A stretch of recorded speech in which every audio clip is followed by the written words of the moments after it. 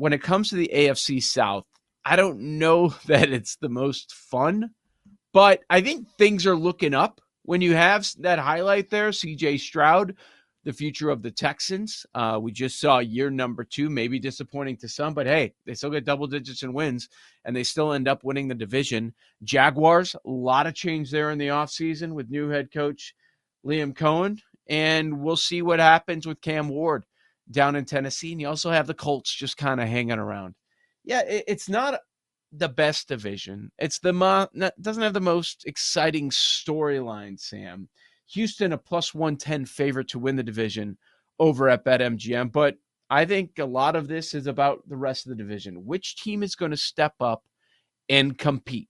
Because they decided, let's just make Jacksonville and Indianapolis both 3-1 because we're not sure which team is better. Let's slap the same win total on both of them. No doubt. It is Houston's to lose. It has always felt that way. And I feel way better about the Texans this year than I did last year because I love shorting these rookie quarterbacks in their sophomore seasons. And if you watched CJ Stroud last year, he was good. He was great as a rookie. I thought he was good last year. The league adjusted to him. Ken Griffey used to talk about this in baseball. I know you don't want to cross sports, but Griffey used to say this when you would ever talk to Griffey. He would say, you come in and they don't know you. Then they over-know you. They know everything about you. And you have to adjust to their adjustments. And I thought Griffey, if you ever want to talk about Ken Griffey and adjustments and all that, go look at old stories, old quotes, old interviews. I mean, he was so good on this. Mm-hmm. That's sort of what I'm getting at. I think Stroud is good enough to overcome the adjustments the league made to him last year. I think he's a superstar in this league. So not only am I looking Texans only in the division, I'm having an internal conversation with myself. When you look at Jaden Daniels, he's 8-1 to win the MVP. 8-1. MGM has 850. MGM has CJ Stroud at 25-1. I think they should have the same price. I think it's ridiculous that the hype is that big for Daniels and that low for Stroud. This could be a monster year for the quarterback from Ohio State. So if we go back to 1 year ago, Jaden Daniels is what CJ Stroud was a year ago. Agree? Hype and everything? Mm-hmm. Yeah, it's like they're in the exact same spot. So now with Stroud, you have 2 years of experience. And something that we can't forget is the injuries to the receivers for Stroud. Still got to 10 wins. They have a terrific defense. Still got to 10 wins, even though all his dudes went down. You had, of course, Tank Dell go down. Nico Collins, that's the best receiver on the team, go down and injured. They all got hurt at some Diggs point. got hurt. Yeah, Diggs went down too. And Diggs was the third option, if we're being honest, last year. So I think what Stroud did was remarkable, given all of the weapons go down. Now they lose Diggs. Diggs is going to another team, but you're expecting receiver 1, receiver 2 to be healthy. They did trade Tunsil to Washington, which is also funny that you make that comparison. I think it's spot on, but then they trade the left tackle away from Houston over to Washington, and I think that's going to be a pretty good addition for them. I'm just realizing, okay, we've gone over 3 divisions so far. Today, the third. We're like, well, Bills. Pair the Bills with something. The Ravens. I don't think anybody's beaten the Ravens. Like, that's obvious for the division. And now we're here at AFC South, and we're saying the same thing about the Texans. I could make a case for Cincinnati, and I think we alluded to that. I mean, offensively, they're going to be one of the best in the league. They just need I'm not betting them, any but semblance. Sure. Any semblance of a defense. I think a Bills-Texans division parlay is a winner. And yes, they got rid of Laramie Tunsil at left tackle, but they also brought in Cam Robinson to play left tackle. So they could, in a weird way, be better. You got Nico Collins, John Mechie, and then you went out and got Christian Kirk from Jacksonville. That's a pretty good receiver room. And, oh, by the way, Tank Dell is on the injured list right now. So you eventually add him back into the mix, right? Tank Dell, Nico Collins, John Mechie, Christian Kirk, with Joe Mixon in the backfield and a pretty decent offensive line. That's a team that should thrive and should score a ton of points. If you're looking for that next team, though, because you can bet, Andy and I were talking about this yesterday, Andy Molitor, you can do the exactas in these divisions. So you could do a Texans Colts, and it's plus 220, essentially, 230. I like Texans Jags a little bit more. It's the same price. I mean, you're not getting a bigger number or anything. I just think Jacksonville, from a coaching standpoint, is finally going to put Trevor Lawrence in the right spot. They've had a lot of guys that haven't understood him, haven't given him the time to thrive, and haven't put him in positions to succeed. Mm-hmm. That is literally why Liam Cohen is there. I don't want to get crazy. I don't want to say Liam Cohen's the next rising star, but look around the league and look at all the guys that have tentacles off McVay. They usually go in and fix the problem. And the problem has been Trevor Lawrence has not lived up to the number one pick.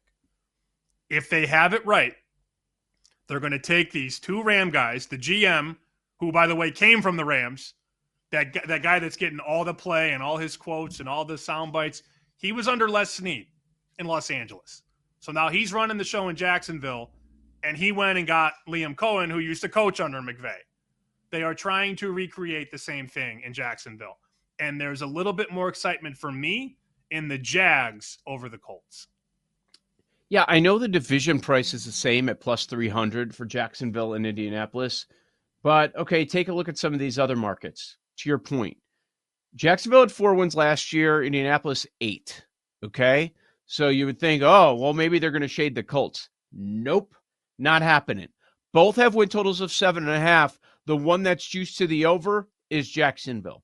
It's slightly juiced, but I think it's worth bringing up. And odds to make the playoffs, Jacksonville plus 172, Indianapolis plus 200.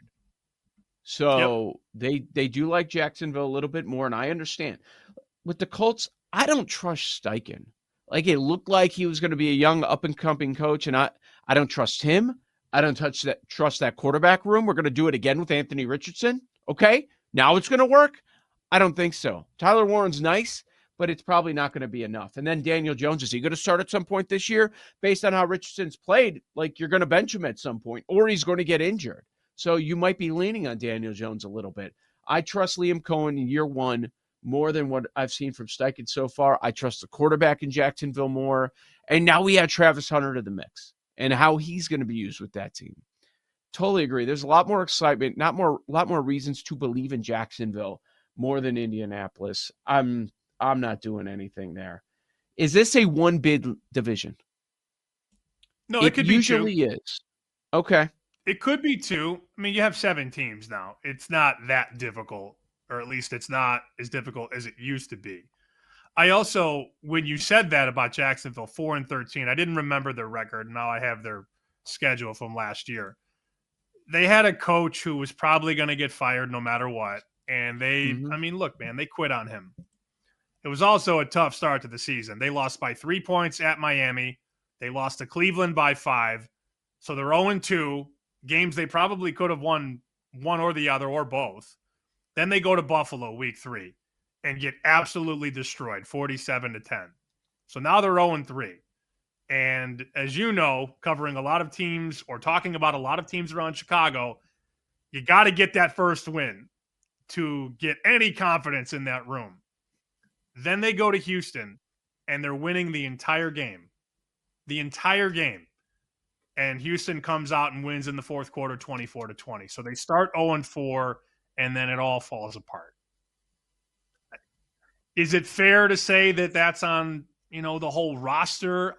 I don't know. I just think fundamentally the team was flawed, and the coach had to go. And then all of a sudden they're 2-10, and they're 4-12, and they finish 4-13. I don't put a lot of stock into last season. I think that was a team that was from the start. As for Hunter, any interest in betting either offensive rookie of the year or defensive rookie of the year? Okay, let's clear this up. Is he going to win one? I don't think so. I don't think he plays enough reps. Yeah. I mean, he's going to get reps. He's going to play 70 snaps a game. But if it's 35 and 35, or let's say it's 45 and 25, 45 offense, 25 defense, is that enough to pad the stats? Because he padded the stats in Colorado against a lot of bad teams. And trust me, nobody wanted Hunter to win the Heisman more than me. But he padded stats against a lot of really bad teams. Can he do that in the NFL against better players with less snaps? That's my concern. I don't think he can win Offensive Rookie of the Year. I could be dead wrong. We could have a number of injuries, but I don't think he can because these guys are going to be out there every down as long as they're healthy. Ashton Genty, the favorite. We talked about right away, the morning after the first round of the draft, we started talking about the running backs that we like, and you honed in on Hampton immediately. I like that play, and I made my case for Judkins. Hampton, you could still find at 14-1, and Judkins as high as 20-1 over at BetMGM. It's not a good quarterback class, so we don't expect it to be a quarterback, or this is a year you can go away from that position. But if Hunter isn't getting all the reps that these other guys are getting, like Travion Henderson with New England, what if he ends up having a big role with them?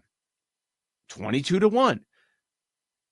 It's going to be tough. It's going to be tough on Hunter. And if we go on the defensive side, you're chasing Abdul Carter. Can you get enough?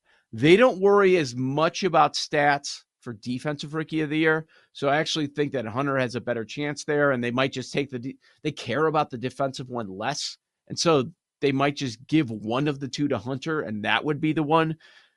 But if Carter is a force, if he's racking up sacks, tackles for losses, a ton of pressure, he's going to be tough to beat. So you're thinking neither, right? I would lean more offense than defense because I think given Cohen's background and given the fact that they, went out of their way to take Travis Hunter, I'm inclined to think they use him more offensively than defensively, at least early on, because they think that they can get him the ball and he can make a man miss and go. I'm guessing that's the plan, but they're also going to use him on big downs on defense. So it'll be fascinating. If the league had a Rookie of the Year, he wins it. He's the odds-on favorite, maybe. He might be minus 115, right? Exactly. But they do split it offense and defense. So it's very difficult to handicap when we don't know the splits on snaps. Oh, that's going to be really interesting. Okay, so Tennessee, they get the number 1 overall pick. You've got Cam Ward. He's expected to be your starter. They got 5 new starters on offense, 3 new starters on defense. A lot of change. The weapons for Ward, Ridley, Lockett, Van Jefferson, can't even fake excitement for any of it. I think he's going to be in for a rough season. They're not going to score 20 points per game. It's going to be a long season. And Cam Ward, the thing about Cam Ward last year, go back and watch the tape. The guy rarely got touched. Miami kept him upright, and he got the ball out quickly. That'll be a challenge this year in Tennessee. Yeah, the one thing that does stand out to me, though, this is a couple years now for Callahan. So the Callahans have had a couple of years to get the O-line that they want. They have, it looks like, 2 new starters. Left tackle and right guard are the 2 new starters. And recent high draft picks, they still have Latham, right tackle, your guy Skoronski, left guard. So they've turned over that offensive line. So I'm curious to see the improvement in the O-line with the Callahans. I'll say that.